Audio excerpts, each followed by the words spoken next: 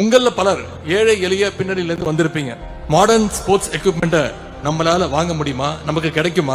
வெளிநாடுகள்ல நடக்கின்ற டோர்னமெண்ட்ல நம்மளால கலந்துக்க முடியுமா அப்படின்னு உங்களுக்குள்ள பல நேரங்கள்ல ஏக்கங்கள் இருந்திருக்கும். அந்த ஏக்கத்தை போக்குறதுக்கு தான் நம்முடைய முதலமைச்சர் துவங்கி வச்சது தமிழ்நாடு சாம்பியன்ஸ் பவுண்டேஷன். ஸ்போர்ட்ஸ்ல இருக்கக்கூடிய பல பேரோட கனவுகளை நம்முடைய தமிழ்நாடு சாம்பியன்ஸ் பவுண்டேஷன் சாத்தியமாக்கிட்டு இருக்கு. தமிழ்நாட்டு நகரங்கள்ல மட்டுமல்ல, குக்கிராமங்கள்ல இருந்தும் பல விளையாட்டு வீரர்கள் உருவாகி வராங்க. தேசிய மற்றும் சர்வதேச போட்டிகள்ல மெடல் வின் பண்ற வீரர்களுக்கு உடனடியாக முதலமைச்சர் அவர்கள் ஹை கேஷ் இன்சென்டிவ்ஸையும் கொடுக்கிறார்.